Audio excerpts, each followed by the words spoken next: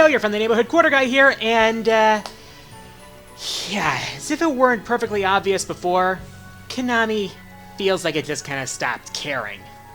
Well, first of all, it doesn't exactly care about its trademark franchises. First off, I hear about what's the next big thing from Castlevania, and apparently, it's a pachinko machine with some questionable material. I saw the trailer for that, and I was disgusted by it. I was like, really? This is what's becoming a Castlevania? Seriously? Yeah, and to make matters worse, it's not just the Castlevania fanbase they're shitting on, it's the Silent Hill fanbase as well, because a few days later, they come out with a trailer for a Silent Hill pachinko machine.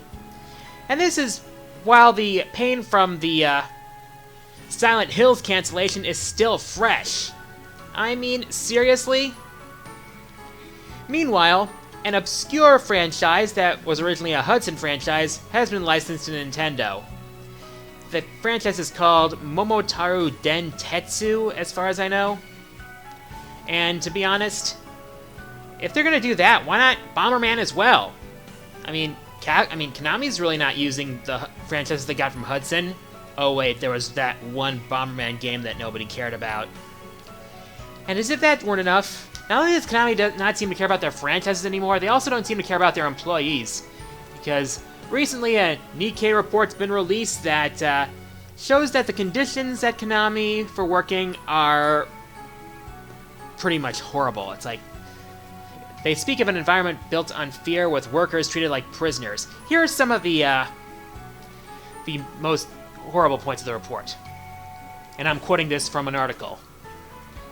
Konami game developers who aren't seen as useful are reassigned to jobs as security guards, cleaning staff at the company's fitness clubs, or put to work on the production line at a pachinko slot machine factory. This includes not just junior staff, but producers who have worked on well-known game titles.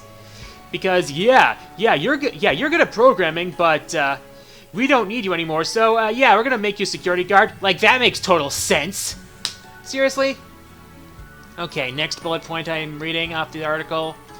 Employees on Hideo Kojima's Kojima Productions team are forced to work on computers allegedly not connected to the internet and are only able to send internal messages. Fucking seriously? Oh, sorry, I just said that on a unscripted, I'm so sorry. But, seriously?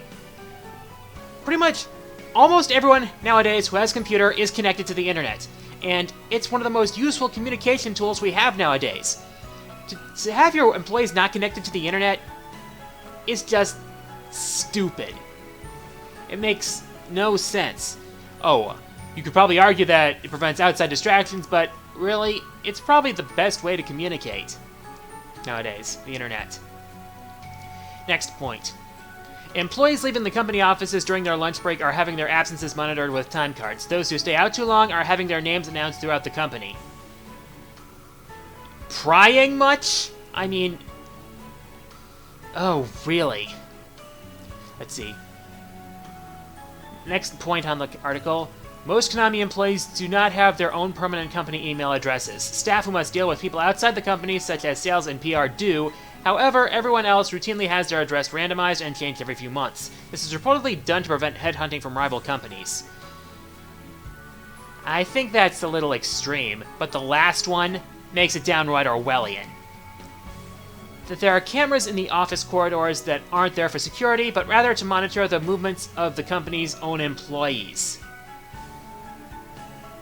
Seriously? I was born in 1984, but 1984, from the 1984 that I was born in, isn't the 1984 that was described in Orwell's novel. But that seems to be coming true in some areas of society today, and it sickens me. And it just boggles my mind that a company would do this. I seriously doubt it's due to Konami's alleged transition to mobile. But either way, it just sickens me.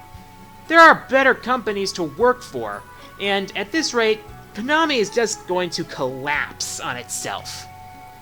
And I, honestly, will feel no pity for them. I just miss the old Konami that made great games, but if this was what they were like way back then, even, I feel kind of dirty, to be honest. Anyways, a few updates. Scripting is continuing on top 10 things I hate in video games, and once again, tomorrow, I'll be continuing my boss rage against Paracelsia in Arcana Heart 3 Love Max. It will start on my Twitch channel, twitch.tv/quarterguy, at 12 p.m. Pacific, 3 p.m. Eastern. And also, my friend Omega Snake is also going to be attempting this boss rage as well. He's at twitch.tv/OmegaSnakeBoss, so yeah, we kind of made a promise that we would be in this together, because we both have a personal vendetta against her. Hopefully for me, the third time will be the charm. Now, for my question of the week, I'd like to know, if Konami sells its franchises, who do you think should buy what? As always, leave your answers in the comments below. I'll pick my favorite answers and feature them in next week's episode. Here are last week's winners.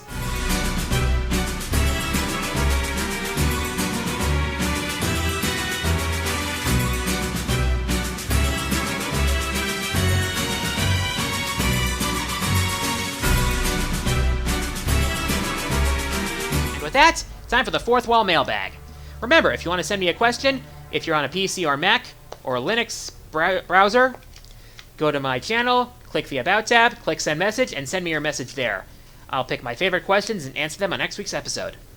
First question today comes from Nesthorn109, who asks, Hey QG, what headset do you use? This right here? Turtle Beach X12. It's been a reliable balance between performance and price. I mean, as a $60 headset, it really works well. You gotta invest if you want to make videos worthwhile. Next question comes from Arablier, who asks, Is there a champion you hate facing every time?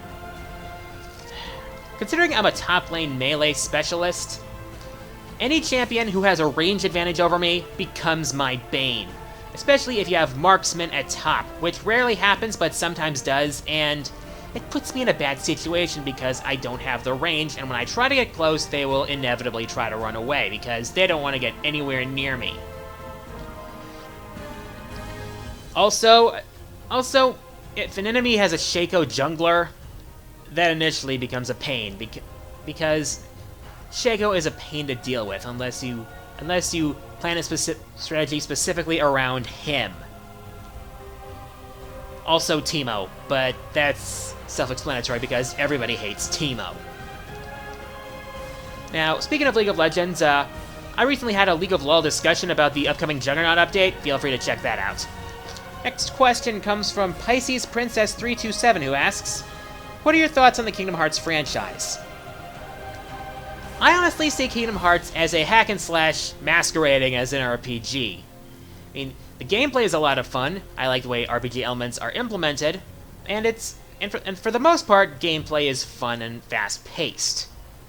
That being said, the story is, as most people can agree with me on that, is complicated. And I mean, like, very complicated. You probably need to play most of the games to understand what the hell is going on.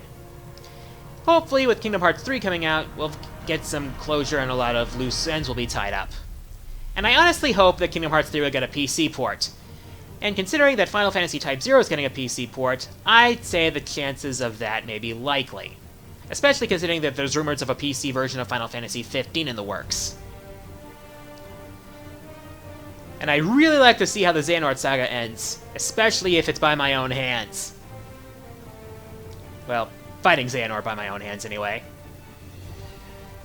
Next question comes from Minion of the East, who asks, What is your favorite Robot Master from a fan-made Mega Man game? That would have to be Yo-Yo Man from Mega Man Unlimited, because I like his design, I like the stage music, and I like the gimmicks that are used in the stage. His battle's pretty fun too, and the yo-yo cutter is a very useful weapon. Fun fact, yo-yos were originally designed to be used as weapons, so I guess Yo-Yo Man is kind of going back to the origins of the yo-yo in the first place, while still having the appearance of a toy. Good on you, Megaphil X. Last question comes from the Urban Legend, who asks, Favorite Xenoblade Chronicles quote? It would have to be from the unfinished battle cutscene. Talk all you want, because those words will be your last! Bye.